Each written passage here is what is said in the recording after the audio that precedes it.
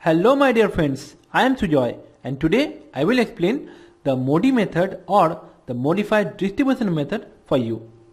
So below is the IBFS found by northwest corner rule. Find the optimal transportation cost by MODI method. First some basics.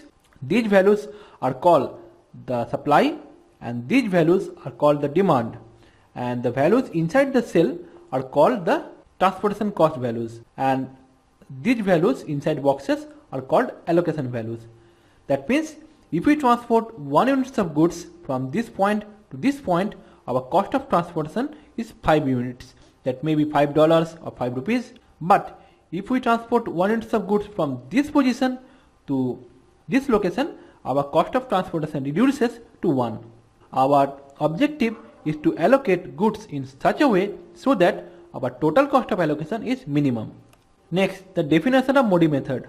The MODI method or the modified distribution method is an optimization technique used to find the optimal transportation cost. In the MODI method, we modify our existing initial basic feasible solution or IBFS via a series of optimality tests to find out the optimal solution. Next, applying MODI method. So first find out the initial basic feasible solution or IBFS, that is given by 9 into 5 plus 3 into 1 plus 7 into 4 plus 7 into 0 plus 4 into 7, which is 104 units. This value was found by northwest corner rule, and we will check whether we can reduce the cost by MODI method or not. So step 1, checking for degeneracy. The number of allocations is 5. 1, 2, 3, 4, 5 allocations equals to or not m plus n minus 1, where m is the number of rows is 3 and n is the number of columns which is 3. So the number of allocations is 3 plus 3 minus 1, that is 5. So it's a non-degenerate problem. If the number of allocations is greater or lesser than m plus n minus 1, that is called a degenerate problem. There is a special technique for solving them. So for now, step 2, doing the optimality test. First, the ui+vj method for occupied cells or allocated cells, also called the basic cells. U represents the row number and v represents the column number. That means u1 in row 1 plus b1 is column 1, the cell value is 5. Similarly, in u1 plus v2 row 1 column 2, the cell value is 1. u2 plus v1 equals to 4, u2 plus v3 equals to 0 and u3 plus v3 equals to 7. Let's take u1 equals to 0. So that gives us v1 equals to 5. Similarly, if u1 is 0, v2 equals to 1, and if v2 equals to 1, then u2 equals to 4 minus 1, 3. And if u2 is 3, then v3 equals to 0 minus 3, minus 3. And if v3 equals to minus 3, then u3 equals to 7 minus of minus 3, that is u3 equals to plus 10. Next, calculating the opportunity cost for unoccupied cells, also called non-basic cells, which is given by del ij equals to cij minus ui plus vj. Again, u and v represents the rows, row number and column number, and cij represents the cell value. So del 1 3, that means in row 1 column 3 the value is 8 minus u1 is 0 plus vj is or v3 is minus 3. So that gives us 8 minus 0 plus minus 3, which is plus 11. Similarly, for del 2.1, that means in row 2 column 1 the value is 9 minus u2 is plus 3 plus v1 is plus 5. That gives us 9 minus 8 equals to 1. So calculate the opportunity cost for each of the unoccupied cells and check whether the values are greater than or equal to 0. or less than 0. The rule is if all the values are greater than 0, then the current solution is both optimal and unique. And if all the values are greater than 0 with at least one value as equals to 0, then the solution is optimal but not unique.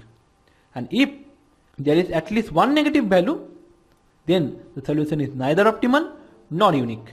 So here our present allocation solution is neither optimal nor unique.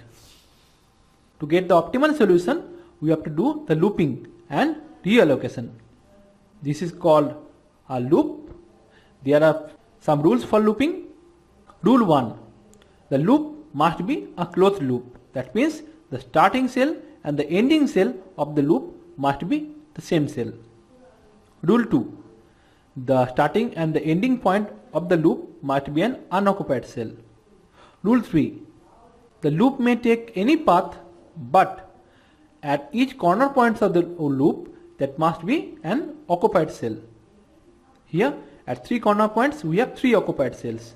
Next we will find out the smallest value among all the allocated values in loop's path. Here we have 7, 7 and 4 as allocated values, and the 4 is the smallest value. Next we will mark our first cell as plus cell, next cell as minus cell, next cell as plus cell, and next cell and minus cell. That is in alternating order along with the path of the loop. Our smallest value is 4. We will plus or allocate that value in the first cell. So our first allocation is 4. In the next cell is the minus cell. So we will subtract 4 from the allocated value. So 4 minus 4 is 0. Next cell is a plus cell. 7 plus 4 equals to 11. Next cell is the minus cell. 7 minus 4 is the 3. So we have got our newly allocated matrix. So writing this, we get 9, 3, same as previous, 3, 11 and 4. And this 0 means no allocation. Again, on this newly allocated matrix, we will do the ui+vj operation and the opportunity cost calculation.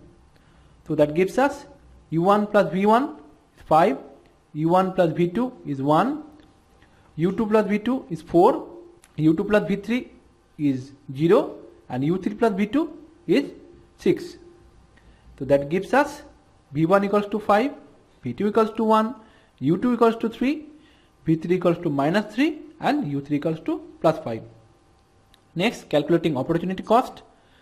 Del 1 3 is 8 minus u1 plus v3, that is plus 11.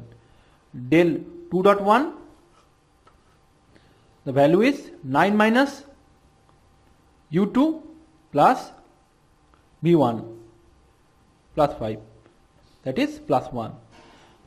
So do the opportunity cost calculation as previous, and you will see this time all the values are positive. Since all the del ij values are positive, then the solution is optimal and unique. Unique means there is not an alternate solution to this problem. That means this solution is optimal and final. Next, calculating the optimal transportation cost, which is given by the previous technique. 9 into 5 plus 3 into 1 plus 3 into 4 plus 11 into 0 plus 4 into 6, which is 84. Previously it was 104 units. So we have reduced our cost of transportation by 20 units by Modi method. So friends, this was my video on Modi method. Hope this video was helpful to you. If you like the video, please like it and subscribe to my YouTube channel. By subscribing, you can stay connected with me and get regular updates from me.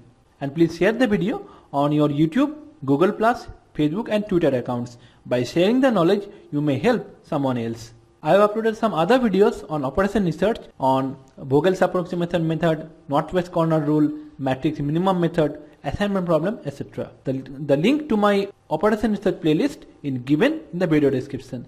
Click that to watch all my operation research videos.